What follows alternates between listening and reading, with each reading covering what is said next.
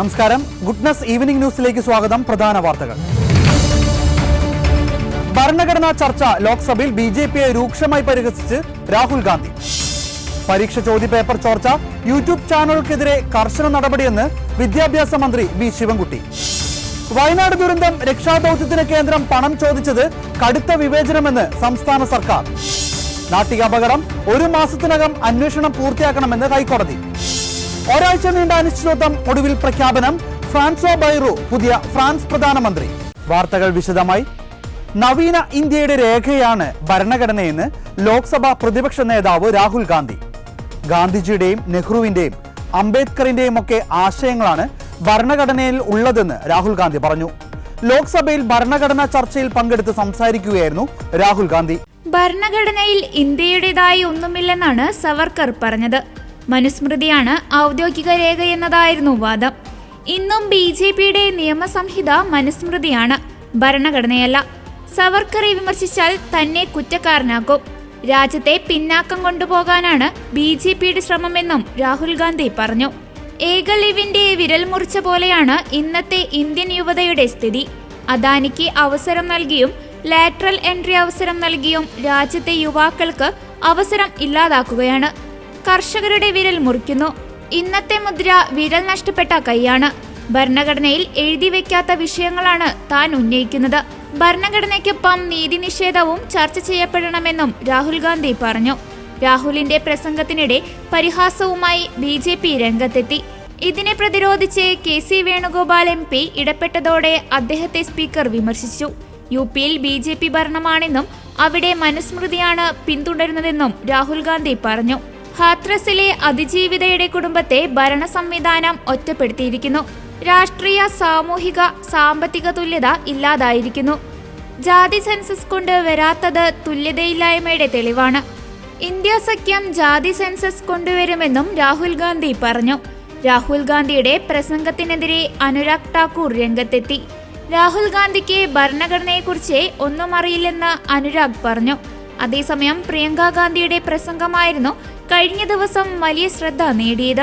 സർക്കാരിനെ ആക്രമിക്കുന്ന ശൈലി പ്രിയങ്ക ഗാന്ധിയും സ്വീകരിക്കുന്നതാണ് കാണാനായത്. പ്രിയങ്കയുടെ പ്രസംഗം BJP അംഗങ്ങൾ തടസ്സപ്പെടുത്തിയിരുന്നില്ല എന്നതാണ് ശ്രദ്ധേയം. എന്നാൽ ഇന്ന് രാഹുൽ ഗാന്ധി സംസാരിക്കുന്നതിനിടെ BJP വിമർശനവുമായി രംഗത്തെത്തിയിരുന്നു. And I want to start my speech by quoting what the supreme leader, not of the BJP,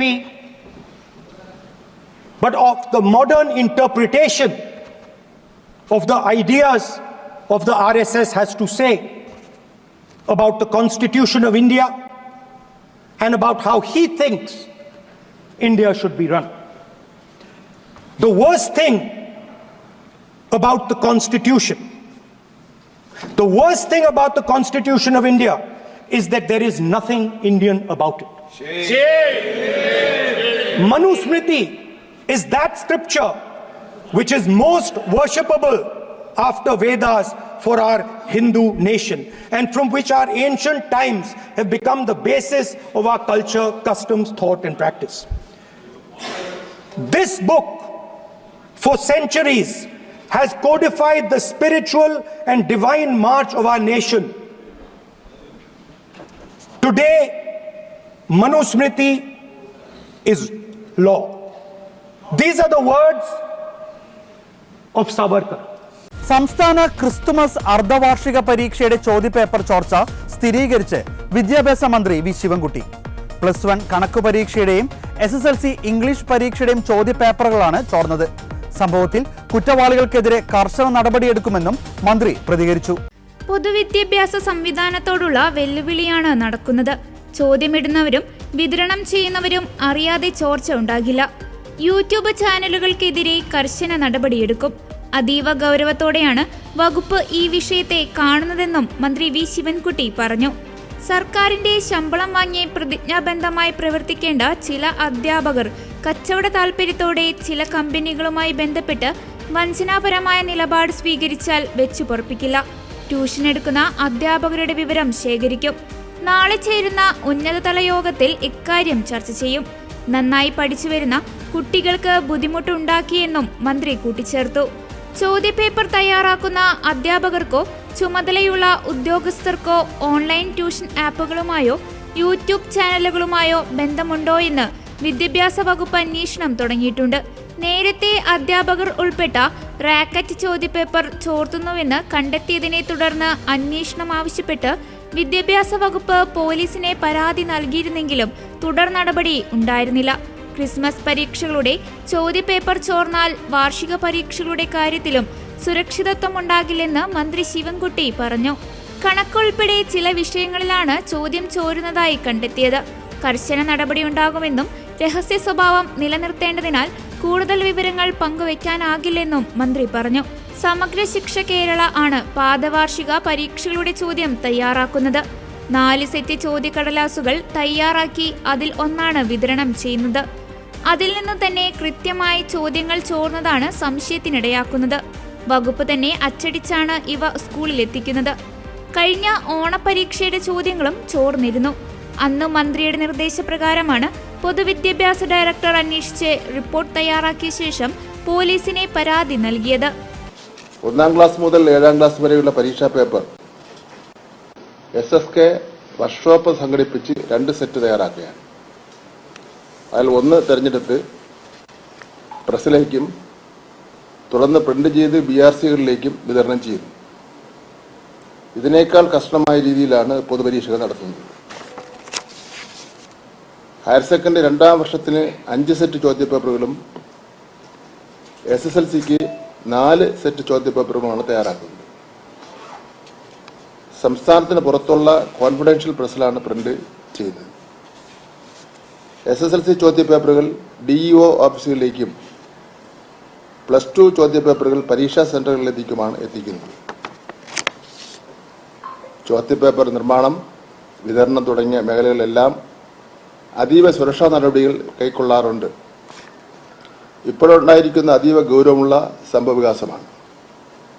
ഇക്കാര്യത്തിൽ കുറ്റവാളികളെ കണ്ടെത്തി നിയമത്തിന് മുന്നിൽ കൊണ്ടുവരും. കുട്ടികളുടെ പരീക്ഷ നടത്തിപ്പോയി ബന്ധപ്പെട്ട് യാതൊരുവിധ വിട്ടുവീഴ്ചകളും പൊതുവിദ്യാഭ്യാസ വകുപ്പ് കൈക്കൊള്ളുകയില്ല. മണിയാർ വൈദ്യുത പദ്ധതി കരാർ കാർബറോണ്ടം ഗ്രൂപ്പിന്റെ താൽപര്യത്തിന് അനുകൂലമായി നീട്ടി നൽകാനുള്ള സർക്കാർ നീക്കത്തിൽ വ്യവസായ മന്ത്രിക്ക് മറുപടിയുമായി രമേശ് ചെന്നിത്തല. 30 വർഷത്തേക്കുള്ള BOT കരാറാണ് കാർബറോണ്ടം കമ്പനിക്ക് നൽകിയത്. കമ്പനിക്ക് കരാർ നീട്ടി നൽകുന്നത് അഴിമതിയാണെന്നും അദ്ദേഹം ആരോപിച്ചു. അനർഹമായി പെൻഷൻ പറ്റുന്നവർക്കെതിരായ പരാതികൾ വർദ്ധിച്ച സാഹചര്യത്തിലാണ് തീരുമാനം. സർക്കാർ ജീവനക്കാരുടെ അടക്കം അനർഹമായി പെൻഷൻ കൈപ്പറ്റുന്നവരുടെ പട്ടിക പുറത്തു വന്നതോടെയായിരുന്നു പരാതികളുടെ എണ്ണവും വർദ്ധിച്ചത്. പുതിയ നിർദ്ദേശപ്രകാരം ജീവനക്കാരുടെയും പെൻഷൻകാരുടെയും പ്രത്യേക പട്ടിക തയ്യാറാക്കും. വിശദമായ പരിശോധനയ്ക്ക് പേര് വിവരങ്ങൾ പ്രദർശിപ്പിക്കുന്നത് ഉൾപ്പെടെയുള്ള കാര്യങ്ങൾ സർക്കാരിന്റെ പരിഗണനയിലുണ്ട്. അതിനിടെ ജോലിയിലിരിക്കെ സാമൂഹിക പെൻഷൻ കൈപ്പറ്റിയവരുടെ പേര് വിവരങ്ങൾ സർക്കാർ പുറത്തുവിടണമെന്ന് പ്രതിപക്ഷ നേതാവ് VD സതീശൻ കത്തിലൂടെ ആവശ്യപ്പെട്ടു. പേരുകൾ പുറത്തുവിട്ടില്ലെങ്കിൽ സത്യസന്ധരായ ഉദ്യോഗസ്ഥർ കൂടി സംശയത്തിന്റെ നിഴലിലാകുമെന്നും പ്രതിപക്ഷ നേതാവ് മുഖ്യമന്ത്രിക്കും ധനമന്ത്രിക്കും നൽകിയ കത്തിൽ പറയുന്നു. സാമൂഹിക പെൻഷൻ പട്ടികയിൽ അനർഹരായ ആളുകൾ ഉൾപ്പെട്ടിട്ടുണ്ടെന്ന് മുമ്പ് തന്നെ CAG റിപ്പോർട്ടിൽ കണ്ടെത്തിയിരുന്നു. ഇതിൽ പരിഹാര നടപടികൾ സ്വീകരിക്കുമെന്നും സർക്കാർ CAGയെ അറിയിച്ചിരുന്നതാണ്. എന്നിട്ടും യാതൊരു നടപടികളും സ്വീകരിച്ചില്ലെന്നത് അത്ഭുതമാണെന്നും കത്തിൽ പറയുന്നു. സംസ്ഥാനത്തെ ആയിരക്കണക്കിന് ആളുകൾക്ക് ആശ്വാസം ലഭിക്കുന്ന പദ്ധതിയാണ് ക്ഷേമ പെൻഷൻ. ജീവിതം വഴിമുട്ടിയവർക്ക് മാസം 1600 രൂപ കിട്ടുന്ന സംസ്ഥാന സർക്കാരിന്റെ അഭിമാന പദ്ധതിയിൽ നിന്ന് 10,000ങ്ങൾ ശമ്പളം വാങ്ങുന്ന സർക്കാർ ജീവനക്കാർ കൈയിട്ടുവായിരുന്നു എന്ന വാർത്ത കഴിഞ്ഞ ദിവസങ്ങളിലാണ് പുറത്തുവന്നത്. ഗസറ്റഡ് ഉദ്യോഗസ്ഥർ മുതൽ കോളേജ് അധ്യാപകർ വരെയുള്ള 1458 പേരാണ് അനധികൃതമായി മാസം തോറും 1600 രൂപ കൈപ്പറ്റിക്കൊണ്ടിരിക്കുന്നത്. ധനവകുപ്പിന്റെ നിർദ്ദേശത്തിൽ ഇൻഫോർമേഷൻ കേരള മിഷൻ നടത്തിയ അന്വേഷണത്തിലാണ് തട്ടിപ്പ് കണ്ടെത്തിയിരിക്കുന്നത്. അനധികൃതമായി കൈപ്പറ്റിയ പണം പലിശ സഹിതം തിരിച്ചുപിടിക്കുമെന്നാണ് ധനമന്ത്രി KN ബാലഗോപാൽ പ്രഖ്യാപിച്ചിരിക്കുന്നത്. അനർഹമായി 1458 പേർക്ക് മാസം തോറും ക്ഷേമ പെൻഷൻ കിട്ടുമ്പോൾ ഒരു മാസം പൊതുഖജനാവിൽ നിന്ന് നഷ്ടമാകുന്നത് 23 ലക്ഷം രൂപയോളമാണ്. ഒരു വർഷമെടുത്താൽ അത് 2.25 കോടിയോളം വരും. റഷ്യൻ സേന കിഴക്കൻ യുക്രൈനിലെ തന്ത്രപ്രധാന പ്രൊക്കോവ്സ്ക് നഗരത്തിലേക്ക് കടന്നതായി report.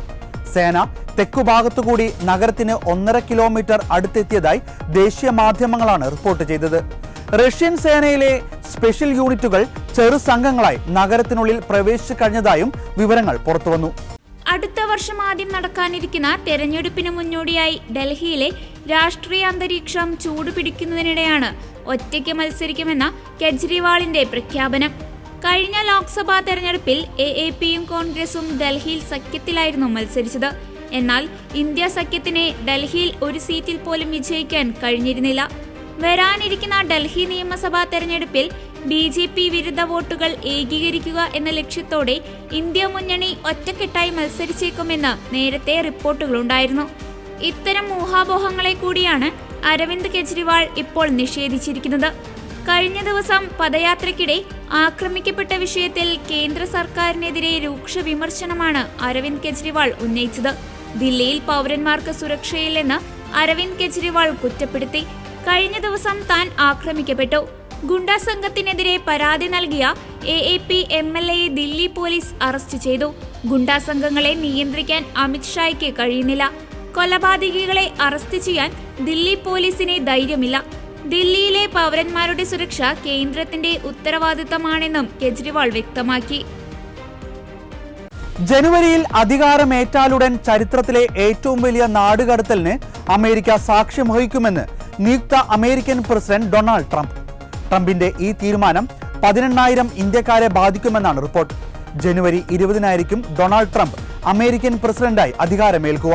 US immigration and customs enforcement നയങ്ങൾ നടപ്പിലാക്കുന്നതിനുള്ള ശ്രമങ്ങൾ ഇതിനകം ശക്തമാക്കിയിട്ടുണ്ട്.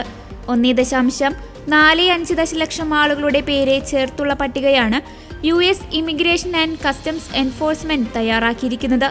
ഈ പട്ടിക പ്രകാരം 18,000 ഇന്ത്യക്കാരാണ് രേഖകളില്ലാതെ US-ൽ കഴിയുന്നത്. ഇന്ത്യയിൽ നിന്നും ഏകദേശം 7,25,000 ആളുകളാണ് US-ലുള്ളത്. ഇക്കഴിഞ്ഞ നവംബറിൽ പുറത്തുവന്ന റിപ്പോർട്ട് പ്രകാരം 17,940 ഇന്ത്യക്കാരാണ് നാടുകടത്തൽ കാത്തിരിക്കുന്നത്. കൂടുതലും പഞ്ചാബ്, ഗുജറാത്ത്, ആന്ധ്രാപ്രദേശ് എന്നിവിടങ്ങളിൽ നിന്നുള്ളവരാണെന്നാണ് സൂചന. കണക്കുകൾ പ്രകാരം US-ൽ മെക്സിക്കൻ കുടിയേറ്റക്കാരാണ് ഏറ്റവും അധികമുള്ളത്. രണ്ടാമത് എൽ സാൽവഡോറും മൂന്നാമത് ഇന്ത്യയുമാണ്. രേഖകളില്ലാതെ രാജ്യത്ത് കഴിയുന്ന 100ഓളം ഇന്ത്യക്കാരെ കഴിഞ്ഞ ഒക്ടോബറിൽ അമേരിക്ക തിരിച്ചയച്ചിരുന്നു. 2023-24 സാമ്പത്തിക വർഷത്തിൽ മാത്രം 1,100ഓളം ഇന്ത്യക്കാരെ US തിരികെ അയച്ചിട്ടുണ്ട്. ഇന്ത്യൻ സർക്കാരിന്റെ സഹകരണത്തോടെയായിരുന്നു നടപടി. എന്നാൽ നാടുകടത്തലിനെ ഇന്ത്യ വേണ്ടത്ര പിന്തുണ നൽകുന്നില്ലെന്ന് US-ന് പരാതിയുണ്ട്. പലതവണയും പ്രഖ്യാപിച്ച നാടുകടത്തൽ പദ്ധതികൾ നീണ്ടുപോകുന്ന അവസ്ഥ ഉണ്ടായിട്ടുണ്ട്. ഇന്ത്യ മാത്രമല്ല, പല രാജ്യങ്ങളും US-ന്റെ നാടുകടത്തൽ നടപടിയോട് സഹകരിക്കുന്നില്ലെന്നാണ് ICE പറയുന്നത്. ഇത്തരം രാജ്യങ്ങളുടെ പട്ടികയും US തയ്യാറാക്കിയിട്ടുണ്ട്. ഇന്ത്യക്ക് പുറമെ Bhutan, Cuba, Myanmar, democratic republic of Congo, Eritrea, Hong Kong, Iran, Laos, China, Pakistan, Russia, Somalia, Venezuela എന്നീ 14 രാജ്യങ്ങളാണ് പട്ടികയിലുള്ളത്. 2019 പ്രളയം മുതൽ വയനാട് ദുരന്തം വരെയുള്ള ദുരന്തമുഖത്തെ എയർലിഫ്റ്റിംഗ് രക്ഷാദൌത്യത്തിന് ചെലവായ തുക ഒഴിവാക്കി നൽകാൻ കേന്ദ്രത്തോട് ആവശ്യപ്പെടുമെന്ന് റവന്യൂ മന്ത്രി കെ രാജൻ. തുക അടിയന്തരമായി തിരിച്ചടക്കണമെന്ന് കാണിച്ച് കേന്ദ്രം കത്ത് നൽകിയ നടപടി കേരളത്തോടുള്ള കടുത്ത വിവേചനമാണെന്നാണ് സംസ്ഥാന സർക്കാർ വ്യക്തമാക്കുന്നത്. തിരിച്ചടയ്ക്കണമെന്ന് വീണ്ടും സമ്മർദ്ദം ചെലുത്തിയാൽ SDRF-ൽ നിന്ന് തുക നൽകേണ്ടതിനെ കുറിച്ച് ആലോചിക്കും. ദുരന്തമുഖത്തെ എയർലിഫ്റ്റിനെ 132.62 കോടി കേരളത്തോട് ചോദിച്ചത് കടുത്ത വിവേചനമാണ്. തുക ഒഴിവാക്കി നൽകാൻ കേന്ദ്രത്തോട് ആവശ്യപ്പെടുമെന്നും മന്ത്രി കെ രാജൻ പറഞ്ഞു. ദുരന്തമുഖത്ത് കേന്ദ്രം നൽകുന്ന സേവനങ്ങൾക്കും കേന്ദ്ര ഏജൻസികളുടെ സേവനങ്ങൾക്കും കേന്ദ്രം തന്നെ തുക എടുക്കുന്നതാണ് നല്ലത്. അതല്ലാതെ സംസ്ഥാന SDRF-ൽ നിന്നെടുത്ത് കേന്ദ്രത്തിന് നൽകാൻ പറയുന്നത് പ്രായോഗികമായി ശരിയായ നടപടിയല്ല. അതാത് സംസ്ഥാനങ്ങളാണ് തുക വഹിക്കേണ്ടതെങ്കിലും അതിനെ തുല്യമായ തുക കേന്ദ്രം നൽകേണ്ടതുമാണ്. എന്നാൽ ഈ ഘട്ടത്തിൽ കേരളത്തിന്റെ SDRF ഫണ്ട് പല രീതിയിൽ ഉപയോഗിക്കേണ്ടതുള്ളതിനാൽ അതിൽ നിന്ന് ഇത്രയും ഭീമമായ തുക കേന്ദ്രത്തിന് നൽകേണ്ടത് വലിയ പ്രതിസന്ധിയുണ്ടാക്കുമെന്നും മന്ത്രി കെ രാജൻ പറഞ്ഞു. പ്രളയം മുതൽ വയനാട് ദുരന്തം വരെയുള്ള എയർലിഫ്റ്റ് സേവനത്തിന് 132.62 കോടി കേരളം തിരിച്ചടയ്ക്കണമെന്ന് വ്യക്തമാക്കി സംസ്ഥാന ചീഫ് സെക്രട്ടറിക്കാണ് കേന്ദ്ര സർക്കാർ കത്ത് നൽകിയത്. 2019 പ്രളയത്തിലും തുടർന്ന് വയനാട് ഉരുൾപൊട്ടലുണ്ടായപ്പോഴും വ്യോമസേന എയർലിഫ്റ്റിംഗ് സേവനം നൽകിയിരുന്നു. ഇതിന് ചെലവായ തുക തിരിച്ചടയ്ക്കണമെന്നാണ് ആവശ്യം. വയനാട് ധനസഹായത്തെ ചൊല്ലി കേന്ദ്ര സംസ്ഥാന സർക്കാരുകൾ തമ്മിൽ വലിയ വാദപ്രതിവാദത്തിലാണ്. പുനരധിവാസത്തിന് ചില്ലിക്കാശ് കിട്ടിയില്ലെന്ന കേരളത്തിന്റെ വലിയ പരാതി നിലനിൽക്കെയാണ് SDRFലെ നീക്കിയിരിപ്പിൽ നിന്ന് വലിയൊരു തുക കേന്ദ്രം തിരിച്ചു ചോദിക്കുന്നതും. കേരളത്തിലെ ഗവൺമെന്റിനോട് ഭൂമി വാഗ്ദാനം ചെയ്ത എല്ലാവരുമായി മുഖ്യമന്ത്രി തന്നെ ഏറ്റവും അടുത്ത ദിവസം ഒരു കൂടിക്കാഴ്ച നടത്തി അവരുടെ വീട് നിർമ്മാണത്തെക്കുറിച്ചിട്ടുള്ള അവരുടെ അഭിപ്രായം കൂടി കേൾക്കും. കേരളത്തിലെ ലാൻഡ് റവന്യൂ കമ്മീഷണറേറ്റിന്റെ ജോയിന്റ് ലാൻഡ് റവന്യൂ കമ്മീഷണറേറ്റ് ആയിട്ടുള്ള ശ്രീ A. ഗീത IAS അതിന്റെ പ്രത്യേക ചുമതല വഹിച്ചിട്ടുണ്ട്. അവര് വീട് പണിതു തരാം എന്ന് പറഞ്ഞവരും എല്ലാമായി ആശയവിനിമയം തുടർച്ചയായി നടത്തിക്കൊണ്ടിരിക്കുന്നുണ്ട്. കർണാടകയുടെ മുഖ്യമന്ത്രി ഇതുമായി ബന്ധപ്പെട്ട് എഴുതിയ ഒരു കത്ത് ശ്രദ്ധയിൽ പെട്ടിട്ടുണ്ട്. അദ്ദേഹത്തിന് ബഹുമാനപ്പെട്ട മുഖ്യമന്ത്രി തന്നെ മറുപടി അയക്കും. ചിറ്റമ്മ നയത്തിനും ഒരു നയം ഉണ്ടാകുമല്ലോ. നയരഹിതമായി കേരളത്തിനോട് പിന്നെ മനുഷ്യത്വരഹിതമായിട്ടുള്ളൊരു ഇടപെടലാണ് ഇപ്പോൾ നടക്കുന്നത്. അതിൽ കേരളത്തിനുള്ള പ്രയാസം രേഖപ്പെടുത്തുക. സിറിയയിൽ നിന്ന് മടങ്ങാൻ ആഗ്രഹിക്കുന്ന എല്ലാ ഇന്ത്യക്കാരെയും ഒഴിപ്പിച്ചതായി കേന്ദ്ര വിദേശകാര്യ മന്ത്രാലയം. ഇതുവരെ 77 പേരെയാണ് സിറിയയിൽ നിന്നും ഒഴിപ്പിച്ചത്. ഇതിൽ 44 പേരും ജമ്മു കാശ്മീരിൽ നിന്ന് പോയ തീർത്ഥാടകരാണെന്നും ഇവർ സൈനബ് നഗരത്തിൽ കുടുങ്ങിക്കിടക്കുകയായിരുന്നുവെന്നും വിദേശകാര്യ മന്ത്രാലയം വക്താവ് രൺധീർ ജയ്സ്വാൾ പറഞ്ഞു. എല്ലാ ഇന്ത്യക്കാരെയും ലെബനനിലേക്ക് സുരക്ഷിതമായി എത്തിച്ചിട്ടുണ്ട്. ഇവിടെ നിന്ന് വിമാനങ്ങളുടെ ലഭ്യത അനുസരിച്ച് ഇന്ത്യയിലേക്ക് എത്തിക്കാനാണ് നീക്കം. ദമാസ്കസിലെ ഇന്ത്യൻ എംബസി ഉദ്യോഗസ്ഥർ ഒഴിപ്പിച്ച ഇന്ത്യക്കാരെ അതിർത്തി വരെ അനുഗമിച്ചു. അവിടെ നിന്ന് ലെബനനിലെ ഇന്ത്യൻ എംബസി ഉദ്യോഗസ്ഥർ ഇവരെ സ്വീകരിച്ച് ഇമിഗ്രേഷൻ നടപടികൾക്ക് സഹായം നൽകി. ബെയ്റൂട്ടിൽ ഇവർക്ക് താമസ സൗകര്യവും അവിടെ നിന്ന് ഇന്ത്യയിലേക്ക് മടങ്ങാനുള്ള സംവിധാനങ്ങളും എംബസി ഒരുക്കിയെന്നും വിദേശകാര്യ മന്ത്രാലയം അറിയിച്ചു. അതിനിടെ കഴിഞ്ഞ ദിവസമാണ് സിറിയയിലെ കുപ്രസിദ്ധമായ സോത്നായ ജയിൽ അടക്കം രാഷ്ട്രീയ തടവുകാരെ പാർപ്പിച്ചിരുന്ന തടവറകളിൽ നിന്നുള്ള ദൃശ്യങ്ങൾ സിറിയൻ ജനത ദശകങ്ങളായി നേരിട്ട ക്രൂര പീഡനങ്ങളെ വെളിപ്പെടുത്തുന്നുവെന്ന് UN പ്രതിനിധി പറഞ്ഞത്. ജയിലുകളിലെ അറസ്റ്റ് രജിസ്റ്ററുകൾ, തടവുകാരുടെ പട്ടിക അടക്കം നിർണായകമായ രേഖകളൊന്നും നശിപ്പിക്കപ്പെടാതെ ശ്രദ്ധിക്കണമെന്ന് റെഡ് ക്രോസ് രാജ്യാന്തര സമിതി മേധാവി സ്റ്റീഫൻ സക്കാലിയൻ ആവശ്യപ്പെട്ടിരുന്നു. സേത്നായ ജയിൽ സന്ദർശിച്ചപ്പോൾ അവിടെ കെട്ടുകണക്കിന് ജയിൽ രേഖകൾ നശിപ്പിക്കപ്പെട്ടതായി കണ്ടതിനെ തുടർന്നാണ് അഭ്യർത്ഥന നടത്തിയത്. 13 വർഷം നീണ്ട ആഭ്യന്തര യുദ്ധകാലത്ത് 35,000 പേരെ കാണാതായെന്ന് റെഡ് ക്രോസ് വ്യക്തമാക്കി. കഴിഞ്ഞ 2 ദിവസത്തിനിടെ 350 ബോംബാക്രമണങ്ങളാണ് ഇസ്രായേൽ നടത്തിയത്. ഗോലാൻ കുന്നുകളിൽ ഇസ്രായേൽ അധിനിവേശം കൂടുതൽ മേഖലകളിലേക്ക് വ്യാപിപ്പിക്കുകയും ചെയ്തു. എന്നാൽ സിറിയയിൽ ഇസ്രായേൽ നടത്തുന്ന ആക്രമണങ്ങൾ സുരക്ഷ മുൻനിർത്തിയാണെന്ന് US ദേശീയ സുരക്ഷാ ഉപദേഷ്ടാവ് ജേക്ക് സള്ളിവൻ പ്രതികരിച്ചു. ഓരോ റോഡ് അപകടങ്ങളിലും നഷ്ടമാകുന്നത് പ്രിയപ്പെട്ടവരെയാണെന്നും അതിനെ വെറും കണക്കിലൊതുക്കാനാകില്ലെന്നും ഹൈക്കോടതി. അപകടങ്ങൾ സ്വാഭാവികമായി സംഭവിക്കുന്നതല്ല, അത് സൃഷ്ടിക്കുന്നതാണ്. റോഡിലെ സുരക്ഷ എല്ലാവരുടെയും ഉത്തരവാദിത്തമാണ്. വാഹനങ്ങൾ സുരക്ഷിതമായി ഡ്രൈവ് ചെയ്യുകയും സഹജീവികളുടെ ജീവൻ സംരക്ഷിക്കുകയും വേണമെന്നും ജസ്റ്റിസ് PV കുഞ്ഞികൃഷ്ണൻ അഭിപ്രായപ്പെട്ടു. തൃശൂർ നാട്ടികയിൽ റോഡിൽ ഉറങ്ങിക്കിടന്ന 5 പേർ തടിലൂറി കയറി മരിച്ച സംഭവത്തിൽ അന്വേഷണം 1 മാസത്തിനകം പൂർത്തിയാക്കി കോടതിയിൽ കുറ്റപത്രം സമർപ്പിക്കണമെന്ന് ഉത്തരവിട്ട വിധിന്യായത്തിലാണ് ഈ നിരീക്ഷണം. കേസിൽ 2ാം പ്രതിയായ ലോറി ഡ്രൈവർ കണ്ണൂർ സ്വദേശി CJ ജോസിന്റെ ജാമ്യ ഹർജി തള്ളിയാണ് ജസ്റ്റിസ് PV കുഞ്ഞികൃഷ്ണന്റെ ഉത്തരവ്. ഇത്തരമൊരു സംഭവത്തിൽ പ്രതികൾ കസ്റ്റഡിയിൽ വിചാരണ നേരിടേണ്ടതുണ്ടെന്ന് കോടതി അഭിപ്രായപ്പെട്ടു. വലപ്പാട് സ്റ്റേഷൻ ഹൗസ് ഓഫീസറോടാണ് 1 മാസത്തിനകം കുറ്റപത്രം സമർപ്പിക്കാൻ നിർദ്ദേശിച്ചിരിക്കുന്നത്. മജിസ്ട്രേറ്റ് കോടതി നടപടികൾ പൂർത്തിയാക്കി 3 ആഴ്ചയ്ക്കുള്ളിൽ ബന്ധപ്പെട്ട കോടതിയിലേക്ക് കേസ് കൈമാറണം. അതിനുശേഷം 3 മാസത്തിനുള്ളിൽ വിചാരണ നടപടികൾ പൂർത്തിയാക്കണം.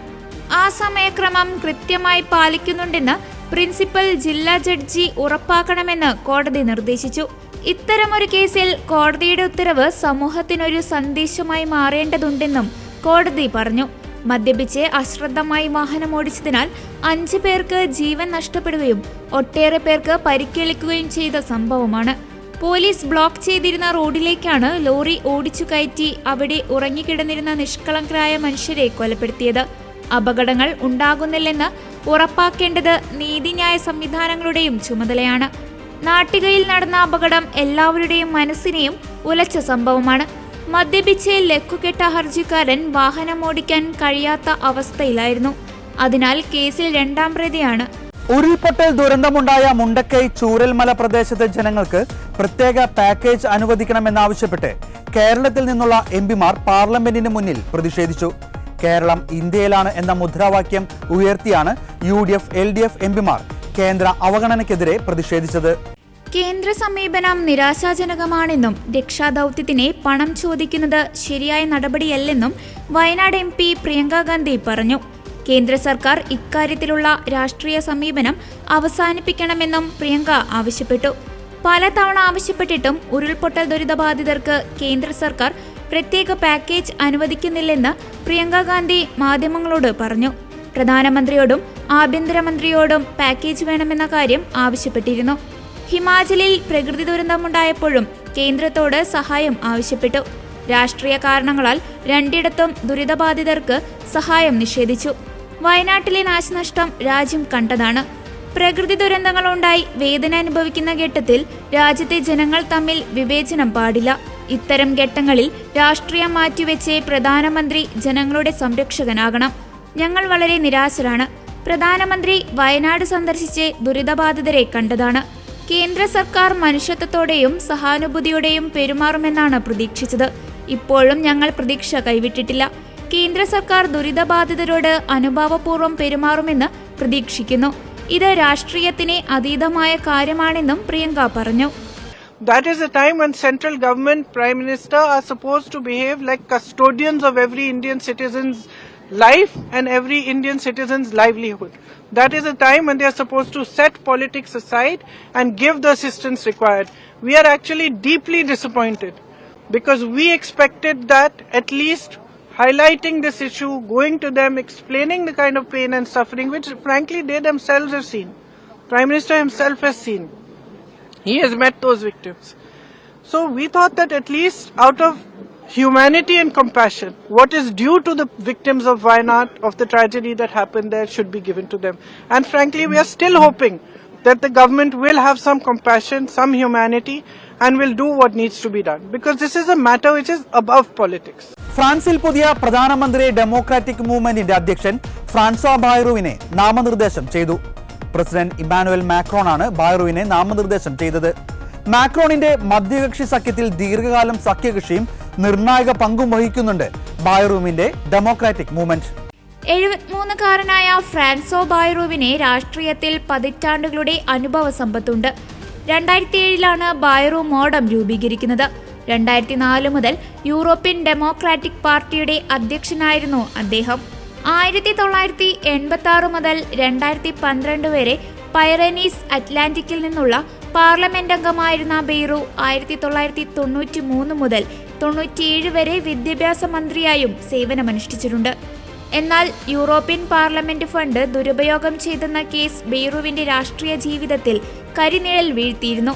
ഈ കേസിൽ അടുത്തിടെയാണ് ബെയ്റൂവിനെ കുറ്റവിമുക്തനാക്കുന്നത്. ഡിസംബർ 5 ബജറ്റ് ബിൽ പാസാക്കുന്നതുമായി ബന്ധപ്പെട്ട തർക്കത്തെ തുടർന്ന് മുൻ പ്രധാനമന്ത്രി മിഷേൽ ബാർണിയറെ പ്രതിപക്ഷ പാർട്ടികൾ അവിശ്വാസ പ്രമേയത്തിലൂടെ പുറത്താക്കുന്നത്.